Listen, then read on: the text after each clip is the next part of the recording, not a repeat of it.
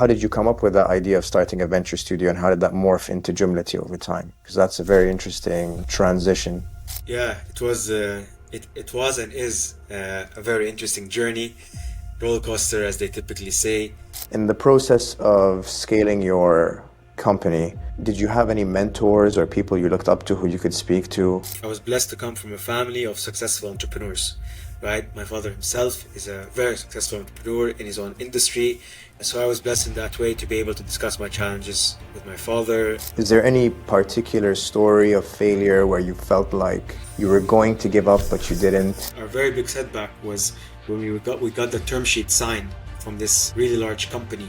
They completely went bust, as in the stock market went down, so their board decided to cancel the term sheet, and then eventually they went out of business. Hello everyone, my guest today is Salman Attieh. He is the co-founder and CEO of Jumlaty, a technology supply chain solution for restaurants. Jumlaty was the product of Namu, a venture studio that Salman founded in 2019. Prior to founding Jumlaty in 2020, Salman worked at Arabian International Company for almost a decade. During that time, he had various other entrepreneurial ventures and was involved in starting several restaurants and a CrossFit gym brand. Salman, welcome. Hello, Muhammad. Thanks for having me. So could you just tell me a little bit about Jumlaty, what you guys do, who you guys serve, just like an overview? Yeah, happy to. In simple, Jumlaty is a supply and finance partner for operators in the HORECA industry. When I mean HORECA, that's hotel, restaurants, catering. So essentially F&Bs. What we're trying to do is support these operators to have reliability in their supply chain. So instead of them having to order from, 30 or 40 different suppliers, they can order from five, and we can cover at least 60 to 80% of what they need. The second aspect is we're trying to finance these SMEs. As you know, small restaurants, small cafes, small hotels, they struggle to get some financing and liquidity. And liquidity is really important in this industry for several factors we can get into later. So we try to allow them to pay us with 30, 60, or 90 days credit so that can support their operations. Okay, so this is financing mainly for inventory, right? To Uh, just buy the produce. Okay. Correct, yeah. So what we're trying to solve basically is reliability. That's the key thing. We want to give them as if they have the power or the strength of a large procurement supply chain team, but for a fraction of the cost, right? That's amazing. How many customers do you have now, if you don't mind me asking? We're at around 150 customers. Mainly in Riyadh, if I'm not mistaken, right? Yeah, 80% in Riyadh, and we just opened Jeddah 2 months ago. Okay, great. And how does the solution look like? It's just through an app? Do you have a customer support team? How does that work for the restaurant owner? Yeah, great question. So of course we have an app and a web app as well, but we realized most of our customers don't want to change their behavior and it's hard to change old habits. So they love to send orders through WhatsApp or emails. So what we've done is we accept orders through an app, of course. It's a very simple to use app. It has all of your previous orders. It gives you some analytics. But at the same time, we've built AI agents that actually work with the customers directly through any channel, be it Instagram, WhatsApp, and they chat with the customer. They go into the ERP, pull out the invoice, send the invoice to the customer, clarify any questions. And now we're improving this by making the agents actually upsell. So the agents would go into the customer's website, download the menu, and start comparing what items that they're not currently buying from us and try to upsell. So this is two things. It first allows the customer to be more efficient. They can order anytime in 24 hours and less reliability on the salesman. But at the same time, this allows our salesman to focus on new customer acquisition as opposed to managing existing customers. Okay, that's fascinating. As you know, Foodix is really big in Saudi right now. How do you complement Foodix, and do you have like any integrations with them? Yes, absolutely. So Foodix, it's an incredible software and they're mainly focused on the point of sale aspect and the inventory management. What we're really optimizing is the supply chain part. So we actually have two customers, the suppliers and the restaurant. And this is where we actually optimize our part. So Foodex can help you and tell you, you know, how much you need to order, when you need to order, tell you what your sales looks like. But if you don't have an efficient supply chain, then your orders will still arrive late or under delivery. So this is where we come in, and we're very complementary, right? And we do have integrations with multiple point of sale systems. You mentioned HORECA as a category, but do you have any specific kind of, like, who is your ideal customer profile? Was it going to be restaurants of a specific category or a specific size? Yeah.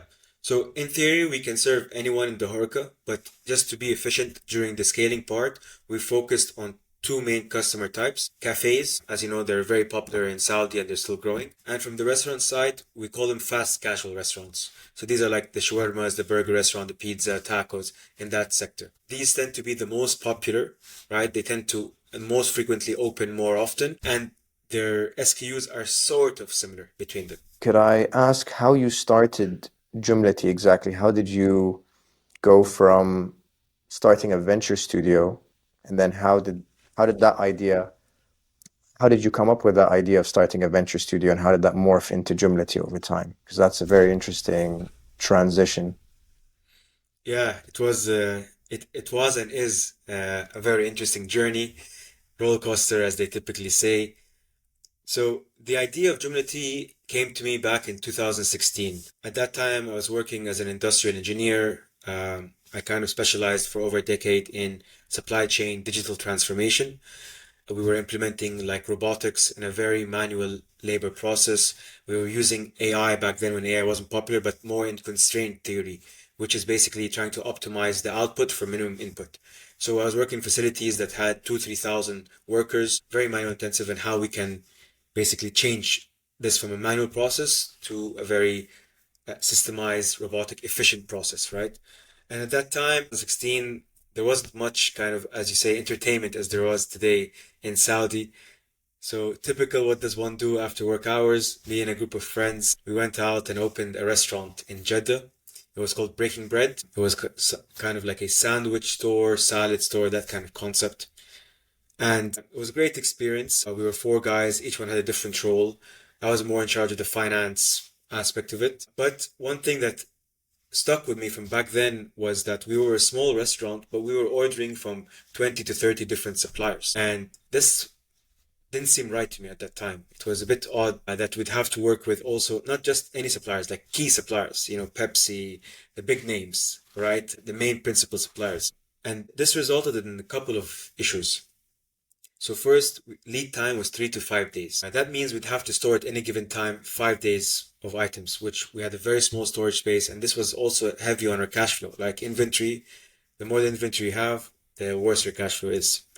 And then delivery was not consistent. Anytime there's a product that was out of the market, we would be least prioritized because again, from the supplier's perspective, right, we're a small customer. And then credit was really hard. We'd have to pay cash upfront upon delivery. So this stuck with me that there needs to be a better solution. And I started to research how other countries were doing it. And I quickly realized that SME operators in other countries, they basically buy most of their items from a wholesaler. And there's HORECA wholesalers almost in every county, you might say, or every neighborhood. But this wasn't the case in KSA. The reason being that the HORECA industry or the restaurant industry just starting to grow. So today we have 1,500 restaurants per million resident. This is one of the lowest ratios in the world. This is even until today, post-COVID, because I remember pre-COVID This and is today. post-COVID was completely different. In what sense? Like in the last 5 years, the number of restaurants popping up in Riyadh and Jeddah have just exponentially grown.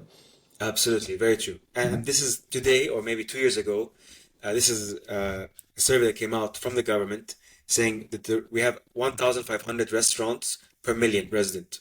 And if you look at UAE, it's 3,000 plus. If you look at Europe, it's average 6,000 per million. If you look at the extreme, which is Japan, they've got 16,000, right? Wow. So even though it looks like there's an incredible number of restaurants opening, cafes, ratio-wise, it's still under. And there could be some explanation for this, saying that, okay, maybe it's really concentrated in Riyadh or Jeddah.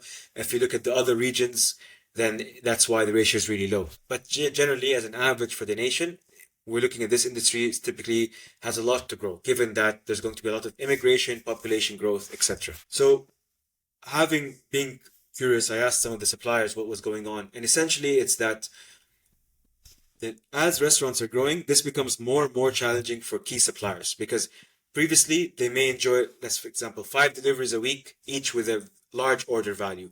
Now they have to do 50 deliveries a week, but with a very low average order value. So it's a completely different unit economics.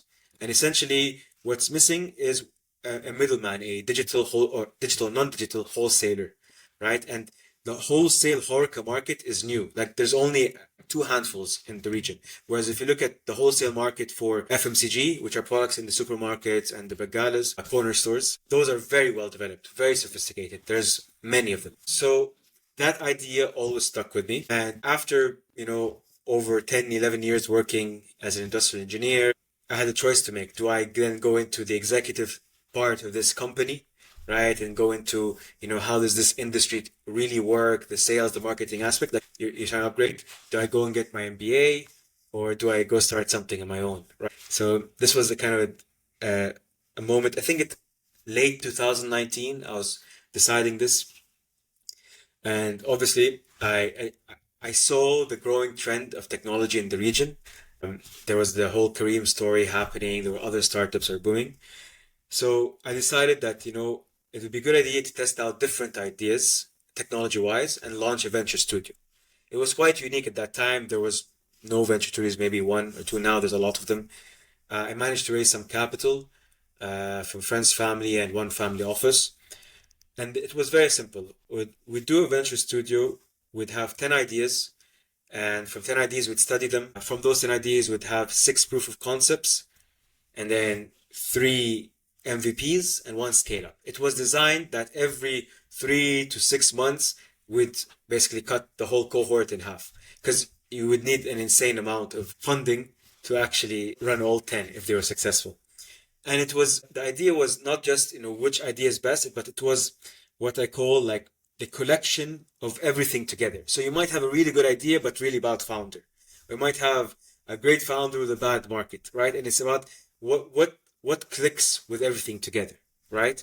And so, for example, one idea was an online fitness studio. Another one was a marketplace for mothers to find experts for certain topics for their children, right? Entertainment. One was a Costco online model. So it was like bulk online, which actually was Jumlaty, or what came to be Jumlaty, by the way. And of course, the restaurant one was another idea. But what happened when I launched Noma Studio? Corona kicked in, right? So anything B2B was completely wiped out, could not happen. So from all of the ideas we tested, Jumlaty, which was the Costco model online, was starting to pick up really well. So that's basically, let's say, from 2020 all the way to 2021. And that's when my 2 co-founders joined me, Kareem Shaban and Yassine Al-Manna. Kareem was handling more of the commercial aspects.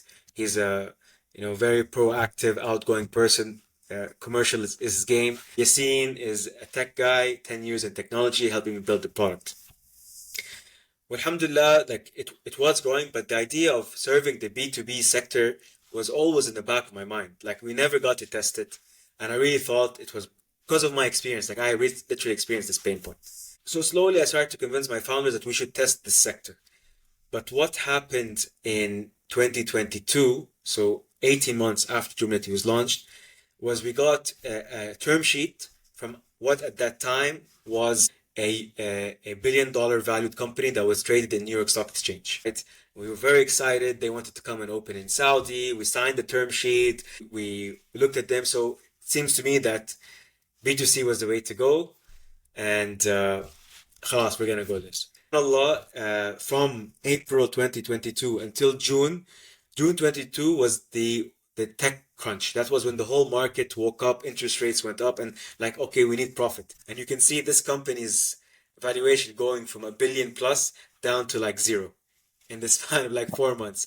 And of course, they had to reserve their cash, and that didn't go through. So just taking back after basically a year of doing the venture studio, a year and a bit, as we're closing all the different ventures.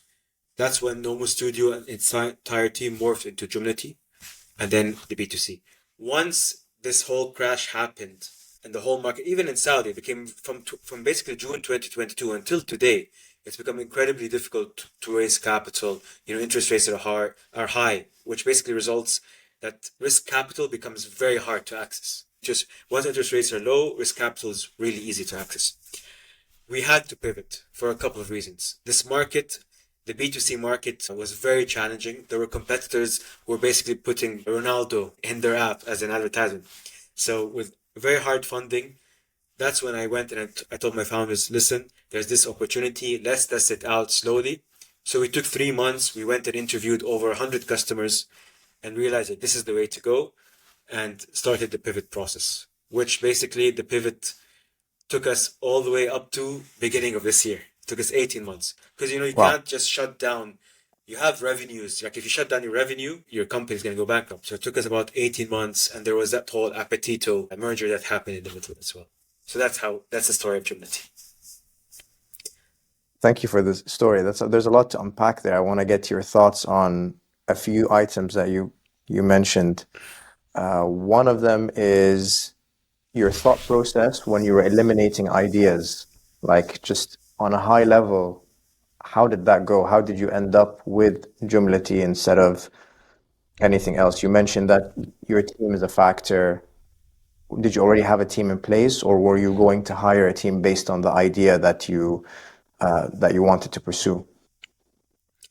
Yeah, great question. So the way we set it up was we had a free full-time but freelancer, right, for different departments. So we had one who was in charge of product management, one for growth marketing, one for content design, etc. So that's how I built the team. And then what I added to this team was a subject matter expert who was based locally. So the entire team was around the world, and then the subject matter was based locally. And this subject matter would advise us on what were the problems and would help us access customers to interview. Because the first step, basically, for the 6 proof of concepts was find customers to interview. That was the first 3 months. They conduct detailed interviews, understand if there's a problem, what the problem is to solve. For example, one of the ideas which we were very excited about was an Uber for trucks. And, thinking about it, like, oh yeah, that's such a good idea. Why isn't there an app that you can book an Uber for trucks and Uber for trucks come? The more we dug into this and asking customers and the companies that had a fleet of trucks, the biggest concern that kept popping up was financing. I have my customer base. I'm not interested to find new customers. Having an app is not really what I'm looking for.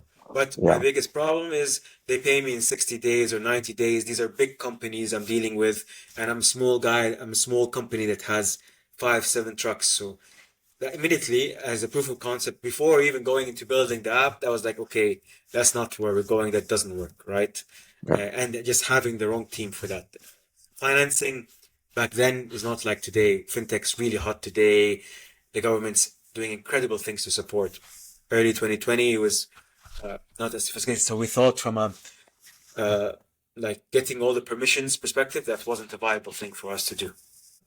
So that was one. Another aspect, another ways we eliminated was simply, okay, we had the team, we were running, for example, we called it at that time Nomo Kids. It was a placeholder name. We had an incredible subject matter expert. She was very enthusiastic. She had an incredible client base. But it quickly showed to us that there was no growth. For some reason, it was not clicking with the customers, right? We tried it for 6 months. We put some investment into it. First of all, mothers didn't want to have classes for their kids online. That was one aspect. They wanted their kids to play offline. And there were so many free resources available online for a range of subject topics that it wasn't worth paying for it.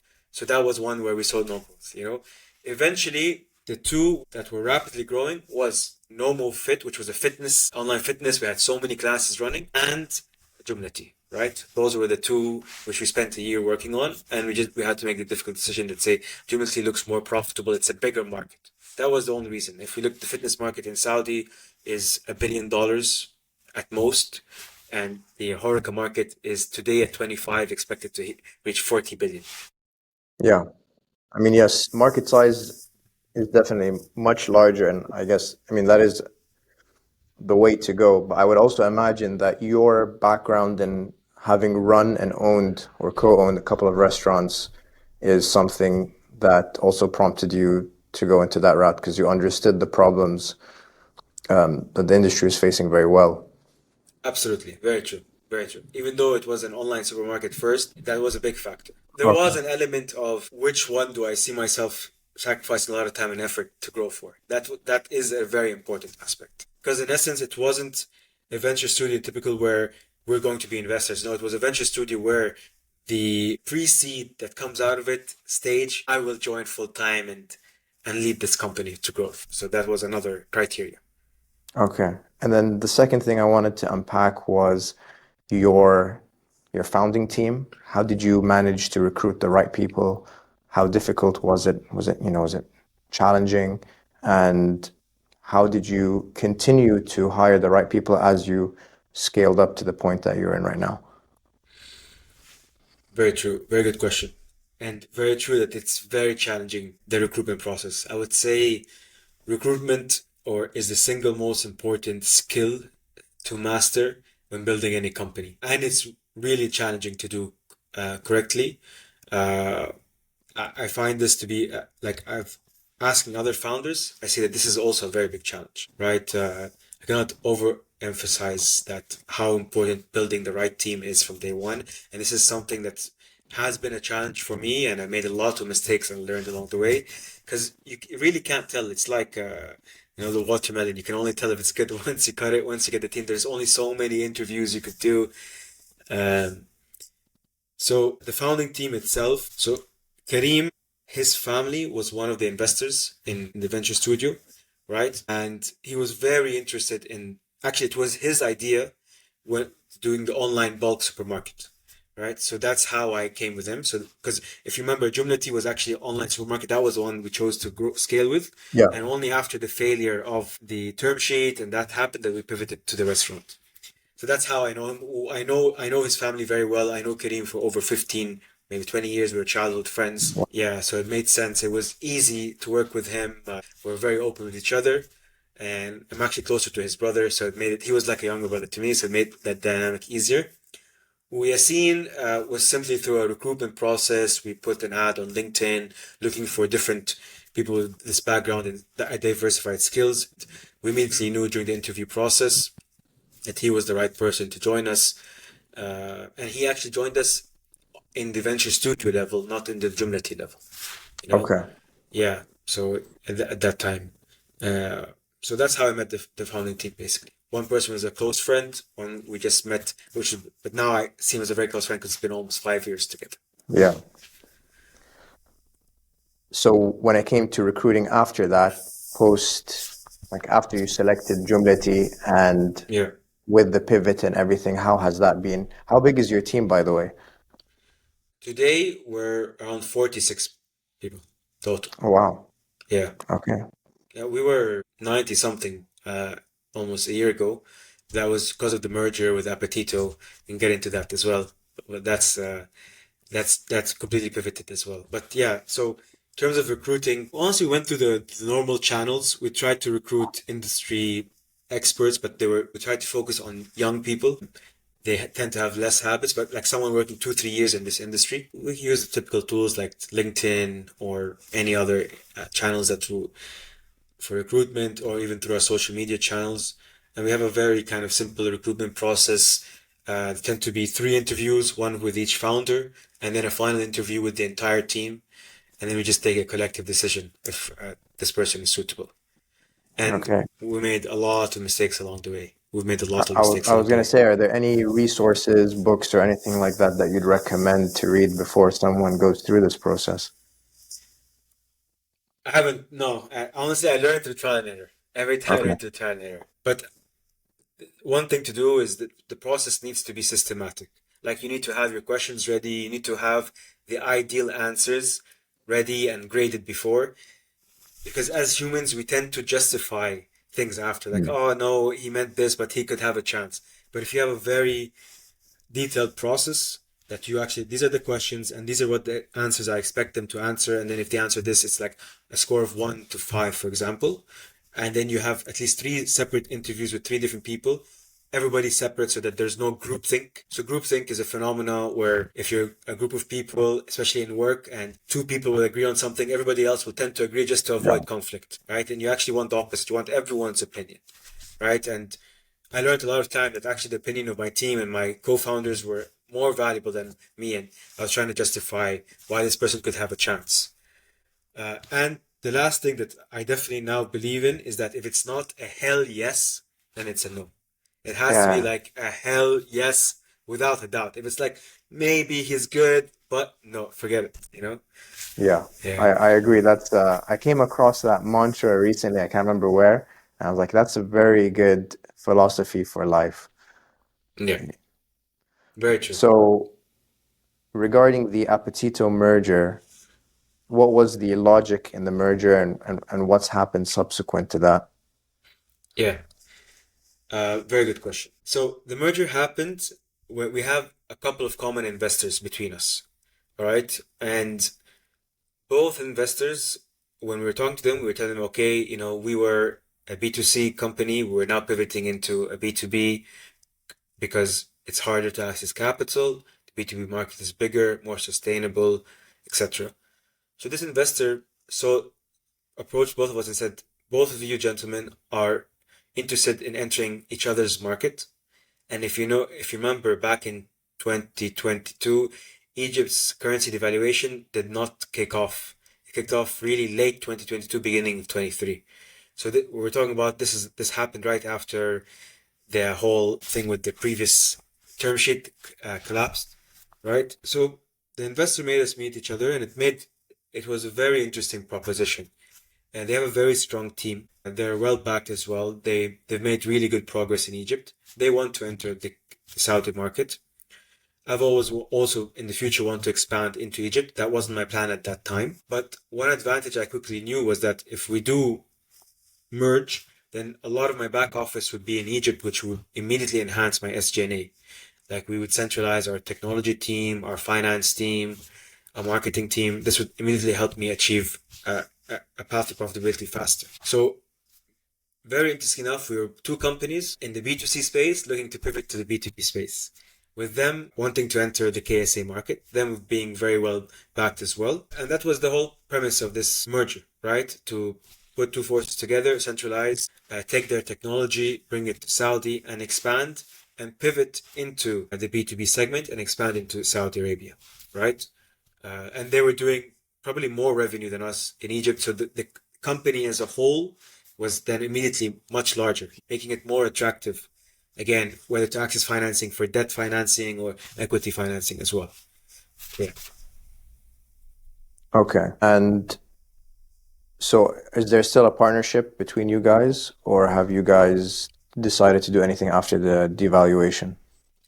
Yeah, so there's still a partnership. We're still together. Unfortunately, since the merger till today, the currency devalued by 70%. So dollar-wise, we'd have to grow 200% a year just to stay in the same place. That became really challenging to work with, right? As you know, profitability is really important, but revenue is very, very important in a startup, right? You got to show you have growth, you got to show you have traction, and you got to show that there's a path to sustainability. So we were together for almost more than a year, maybe 15 months. But April this year, we took the tough decision that we just close the Egypt branch, right? It didn't make sense. And one of the things, apart from devaluation, was many investors were hesitant to invest in the company, fearing that their money would be stuck in Egypt, right? So really, this was completely out of our control. It was an unfortunate circumstance. I think the partnership worked really well. I mean, between all the founders, we had such incredible diverse skill set. Everyone had their role. We were growing fast. You know, our revenues really, like, having to close Egypt really affected our revenue. We lost almost 50% of our revenue in one month, right? But you know, the opportunity now to focus and hone in into Saudi is amazing. But yeah, that was the main thing, right? So as a partnership, we're still there. Whatever, it's just that the entity has been closed in Egypt, right? As an operation entity, some of our back office is still there. Okay. Yeah. So moving on to another subject, I wanted to discuss your customer acquisition strategy. What was your go-to market originally when you had the B2C business model, and how is it now? And like, how do you acquire customers? Is it very sales led? Is it very marketing led? So in the B2C, clearly it was marketing strategy. So digital marketing, we were using different acquisition channels, um, Facebook, Google, Instagram, all of them. Very standard process. You do a landing page, you do a top of funnel marketing, a middle funnel, then you'd have an offer, you'd ask people to download your app, you'd retarget them. Very classical funnel strategy in digital marketing. Um, when it comes to the B2B, this completely changed, 180. So in the B2B today, the way we target our customers or how we get them twofold. So there's kind of what I call a gate system. So we don't send our salesperson until we have the decision maker ready to meet our salesperson. That's how it works, right? So the way we get our customers is we've scanned basically Google Maps and we've taken all the restaurant numbers, right? So we have all the restaurants that are registered in Google Maps in Saudi, everything written down. We have a call center. The call center would call, or not call center, SDRs, sales development representatives, internally called call center. They'd call the restaurant and try to get a meeting or an appointment with the decision maker, be it the procurement manager or the owner of the company. Once that's settled, we then send our salesperson to then take the requirements and close the deal. Also, recently we've been doing some marketing. It has been working. It's quite interesting. So we do ads, but that tends to attract much more smaller restaurants, but they work for us as well. I would say it's 80-20. 80% is call center led, 20% is now through digital channels. And like I mentioned before, one way that we've systemized this is all reorders, because as you know, once you get a restaurant, they're going to reorder, right? Until all the time. So all reorders is done completely with our AI agents and through any channel, either through our app, WhatsApp, email, and all that. So the salesperson Okay. can really focus on acquiring new customers. Okay, great. And how do you go about acquiring partners? Like you mentioned, Pepsi was someone you dealt with before. I think Yeah. they might be a partner now. How do you approach them? How does that conversation look like? So our suppliers, we tend to approach them through our commercial team. So we built a great commercial team. We have an incredible commercial manager and he has great relationships with all of these suppliers. And we just go to each supplier one by one, pitch them what we're doing, what the benefit, why should they work with us, why should they trust us. And we tend to explain to them that we will be your partner when you want to target the small and medium operators in this sector. So instead of you having to deliver 50 times a week, we'll aggregate all this demand, you'll deliver to us, and we'll go and deliver to these customers and deal with the collection and everything else, right? So it's a win-win strategy. That's how we acquire them. Again, it's just through meeting them, and we have over 500 partners today that we work with. Okay, amazing. And in terms of, so you mentioned earlier that you had interviews with your customers or potential customers before you pivoted. I think having that open dialogue with customers is extremely important when building a startup. How do you go about that? How do you maintain direct channels of communication? Do you do it yourself? Do you delegate that? How does that look? Okay, so in the early days, of course, myself and Kareem and Yassine were the ones that conducted the interviews. It's really important to verify that there's a need in the market before you jump into any solutions, right? A lot of ideas can be eliminated by just testing the market, literally asking questions, like sitting over a coffee or with the potential customer, asking them a lot of questions, and you will understand whether there's a need or not. So in the early days of Kareem Yassine, we just go to restaurants, ask to sit with the procurement manager, ask them what their challenges are today, what's their biggest issues, what would help them uh, be better at their jobs, and how they're currently solving it today. That's how we did it in the early days, and we verified a lot of the assumptions we had, that I had as well because of the experience I had when I was managing the restaurant. Today, in terms with our customer base, it's very straightforward. This is mainly led with our product team. It tends to be a couple of things. So if there's any feedback from customers, all of this gets collected and centralized in one repository. And once a month, we'll go through this repository. What's been the biggest feedback? What's been the biggest challenges, biggest issues we have? What are customers asking for? That's kind of the reactive way. And as you know, from your customer base, if you have an issue, 4 or 5% will actually tell you that this issue. The rest will just not tell you about it. That's like a rule of thumb people know. I mean, it could be more, it could be less, but generally, if someone's saying your deliveries are late, that means it's a big problem because that person actually had the courage to come and tell you. The proactive approach is, of course, surveys. We tend to do this quarterly. We send a survey, a link to all of our customers. It's a type form. They'll just fill out the Q&A, how's it going, what's your expectations, is there anything we can do better, and then we would review that. So we met during Yumnak 1, that was in 2022, end of 2022. There are a lot of people interested in food technology. We just finished Yumnak 2 a few months ago. Congratulations. And thank you very much. And I think food is something that obviously everyone is very passionate about. And so it probably brings in more competition than other industries. And, you know, Mohammed Al-Qurashi, who was your peer in Yumnak 1, started the Red Sea Food Tech Connect.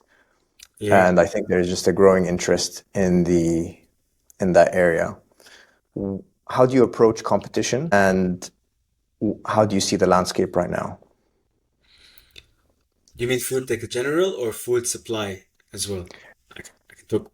Well, I guess they are both competitive. Like you face competition from both sides, but mainly suppliers, right?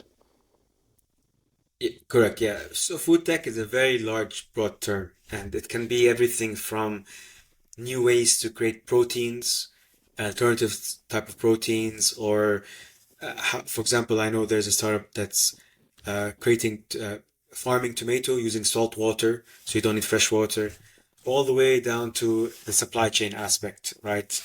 Which is where we are. So food tech is a very large kind of spectrum in this area, and the whole food tech or the whole food industry from A to Z is up for disruption and innovation, right? Everything from how do we farm better? How do we conserve water while farming?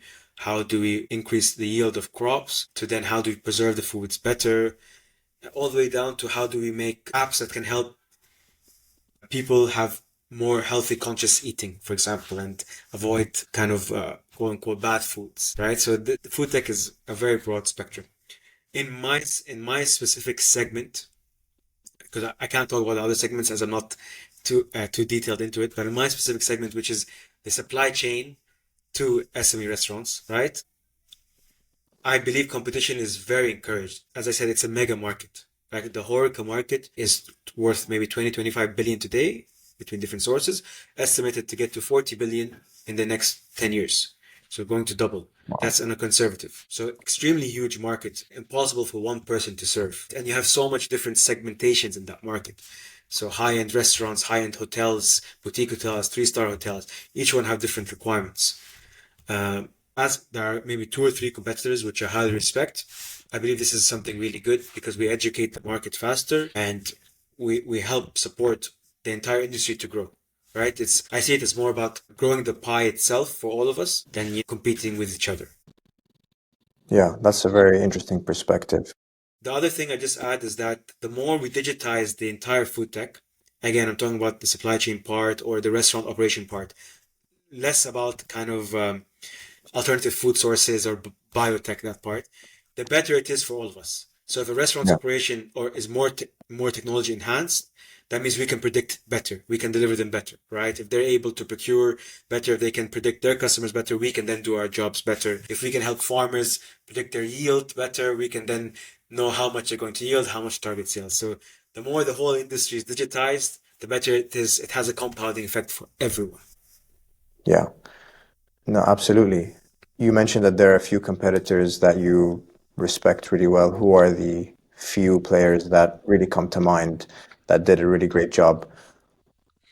Yeah, so The ones that are doing the exact similar model to us, right? Two come to mind. So there's FIFO, or called FIFO Plus, and there's Sol. So these are the two competitors. I know both founders very well, and we talk to each other a lot. Okay. Yeah, and they're doing really good. And there are others, but they have a different kind of business model than us. Okay. They're approaching it from a different.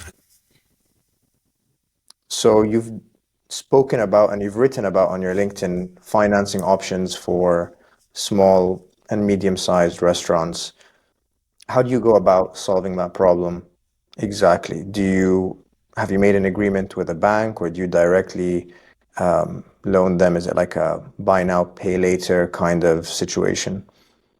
Yeah, great question.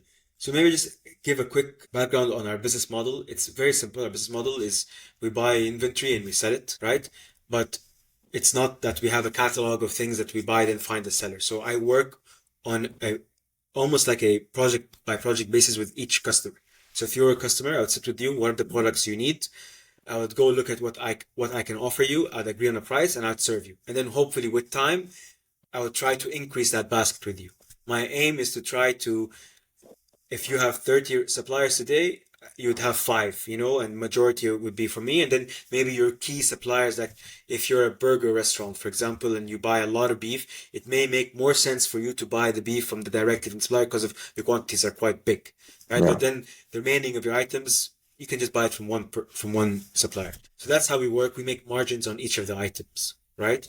We do have other business model we call supply chain as a service. It's mainly for enterprise customers, and we only have one or two enterprise customers that we work with. That's where we do a complete supply chain solution. That's like buying the items, storing them in warehouse, and then delivering it to all your franchisee locations. That we have a subscription, which tends to be a percentage of the total value of what we're delivering to you per month. So, for example, if we agree 6% and the value of the orders per month is 100,000, we charge you 6% on top of that. So we make margin and subscription. But I would Okay. say we only have two customers for that. Mainly everyone is buying and selling of inventory. That's already pre-agreed. Is the enterprise segment something you want to get into a bit more? Like, is that something that you're going to focus on more in the future? Perhaps, yeah, could be. I mean, it needs to have, I believe that the owners of the enterprise, they want to have that, not motivation, but that strategic decision where I do not need a 15-person supply chain team in the house. I should outsource my entire supply chain so I can be more efficient, right? If that mentality is there, we're your right partner. And the two enterprise clients we work with, we're their partner for that because they wanted to reduce their whole supply chain team, right? And become more efficient. So and then it's variable, right? So if you have a supply chain team of 20, but seasonality goes down, you're still paying for 20 customers. Because it's a subscription as a percentage, when you're ordering less, you're paying less. It's a variable Yeah. cost. That's a big enhancement. Yeah, I think the last 5 years for you seemed like a bit of a roller coaster ride between the venture studio and then dealing with COVID and everything that brought you up to this point. In the process of scaling your company, did you have any mentors or people you looked up to who you could speak to? And how did you deal with everything that was going on, just on a personal and a professional level? Yeah, good question. So yes, I did have maybe one or two mentors that I regularly spoke to. They were advisors with us who I would update them regularly. We'd sit, have coffee together. But one mentor, apart from these two, that I had was actually my father. So I was blessed to come from a family of successful entrepreneurs, right? My father himself is a very successful entrepreneur in his own industry. He did it really well. Still is running his business today. So a lot of the challenges I faced, it's very easy then to just talk about because business is quite similar when you talk about your challenges, especially when you're leading a company. So I was blessed in that way to be able to discuss my challenges with my father, whether it's over dinner, Friday meetings, etc. So that was kind of an easy path for me to discuss my challenges. Apart from that, how did I cope? Look, it's still very challenging as an entrepreneur running a company. It's very lonely. That's the truth of it. Very, very little people understand what you're going through. And you're still going through life events, family, kids, uh, all the other aspects. So you have to learn how to manage both. And you learn by trial and error, but one thing that I realize it's really important is that 1 or 2 days in a week that you're really focusing with your family and your friends, that they are your job now, right? And that really helps reset. Because one thing that's true is burnout. Burnout is real.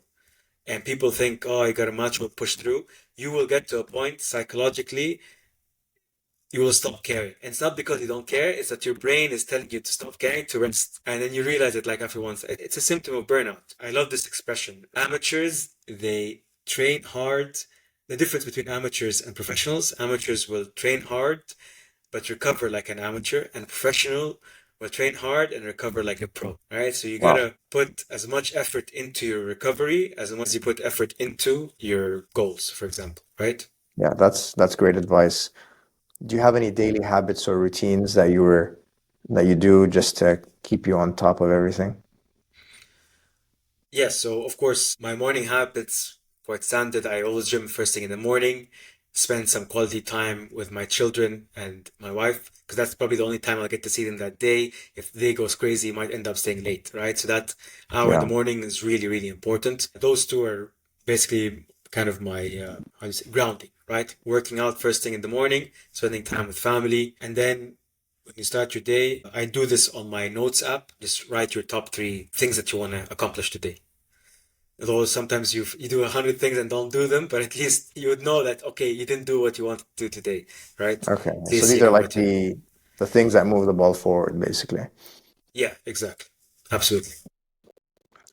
Okay. And I if you wanted had to to get start, back. Sorry, I was gonna get no, back no, to your please. question about the financing before we Yeah. go in. So what we do essentially in financing is it's a very standard way. So when I sell the product to my customers, some customers might say, okay, I want 30 days or 60 days payment terms. So I bake in that into the margins. Right? That's how essentially we do financing to the customers. So we would deliver the product and they could pay us in 30, 60, or 90 days, right? Of course, there are different prices for different days. One thing that we started to do is for more larger customers, for example, this is an actual case. A customer buys around 200,000 riyals a month of chicken, right? From this chicken supplier, they don't just give credit. You have to buy it cash up front. So I told this customer, I would buy the chicken, sell it to you, and you can pay me in 60 days. Right? So I didn't serve anything. I'm only serving this one product to this specific customers. But I'm going to sell it to you at this price. Right? And they accepted. Right? And I would go buy the chicken, sell it to the customer, and collect it. Now, the one layer which I'm very interested to do is because we actually get decent margins on these trades. We can make 15, 17% margins. Is actually find an investor to fund this. And I could give this investor within for 30 days 2.5%, which is a 30% APR, which is a really good return. Wow. And we have a deal like that that's ongoing. So in this industry, you have suppliers who want to get paid upfront. You have restaurants, cafes, hotels who want to pay 60, 90 days. And you have many lenders who are looking for a very liquid market with high returns. The goal is to connect all these 3 players together eventually. That's kind of where we're trying to head to go there by getting the appropriate licenses and everything, of course. This is what we want to do, right? We see this as a big potential to make big returns for investors, get the suppliers to get their cash up front, which means they can enhance their business. Because today, suppliers, on average, their receivables are 90 days. That's really big, right? And then Yeah. get payments, get restaurants to get 30, 60, 90 days. And by connecting all of these 3 parties is how we can unlock immense value in this sector. Yeah. I think just as you're saying that the financing component could probably in and of itself bring so many suppliers and restaurants into the ecosystem, and then you're going to kind of have a flywheel because of that. Absolutely. And the added benefit is you're not giving cash, you're financing inventory. This is really, really important because you might give whatever cash, they might spend it on payroll, they might spend it on other things, which are legitimate, but that's not the purpose of what we are building. We're here to finance your inventory, right? So investors or lenders would know that have peace of mind that this is inventory going to them, and once they pay back the inventory, they're going to get the cash, supplier gets paid, etc., etc. That's a big added benefit.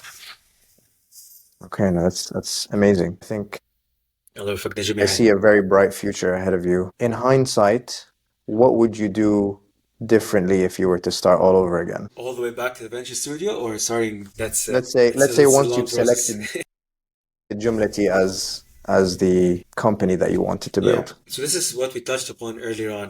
I think The biggest challenges I had was putting the right team together and not firing fast enough. That's what I think I would change. First of all, I would learn much more about how to hire the right person, read the theory about it, ask maybe more mentors about this, because this is something that I really struggled in the early days with Jumlaty, and it derailed a lot. So this is probably the biggest thing I would probably focus on myself. I would probably have learned what's the best way to recruit, who to recruit, and how to fire fast, right? I think would be something I'd really change if I go back in the time, right? And today, alhamdulillah, like the beginning of 24, beginning of 24, that's when kind of Egypt was shutting down. B2C was completely done. It was one business model, one market, one focus.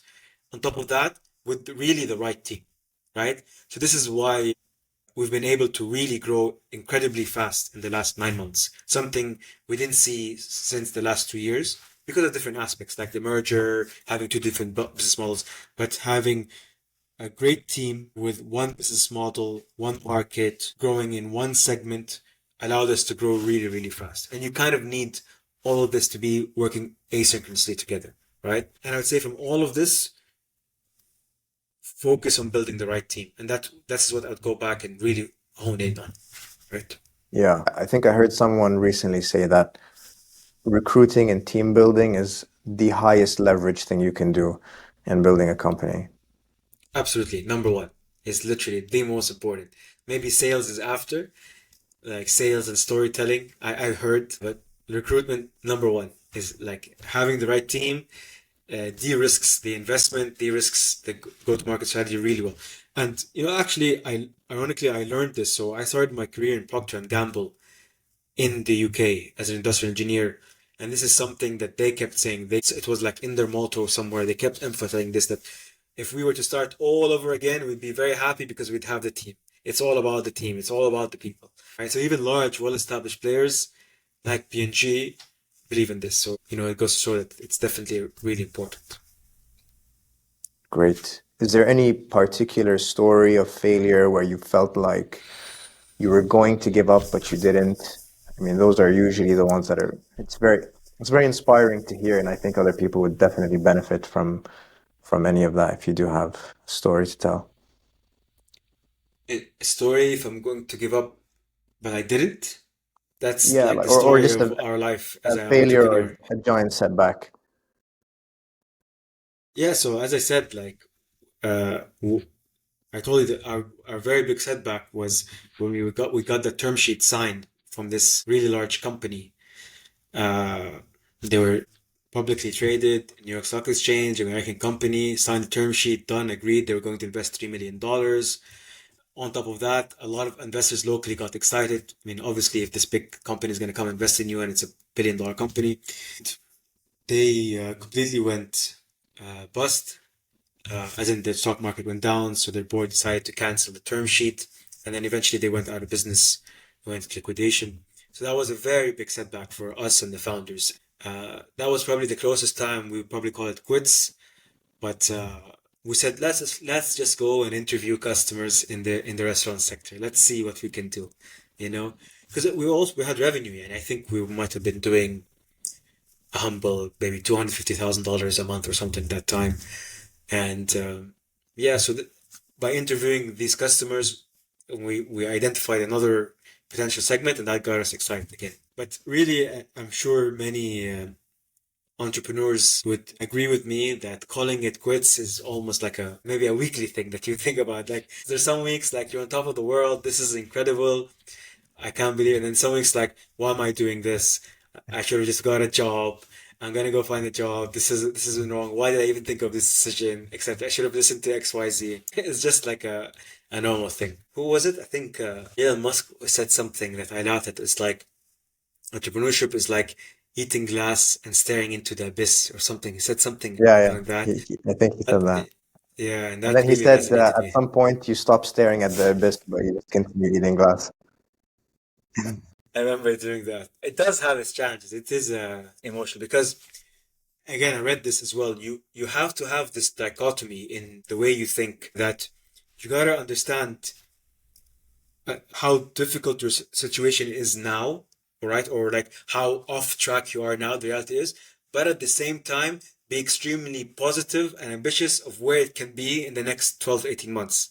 So it's like, it's that always that balancing Yeah. these two. And this is very true. And you need to have both. Like, you cannot be in denial and saying, oh, we're in a perfect situation now, whatever. You have to know where your gaps are today and really what's missing. At the same time, you have to have immense belief that where you're going is the right path, right? Knowing on top of that, that, what is it, 90 out of 100 startups fail in 5 years. So there's like this continuous dichotomy that you got to put together.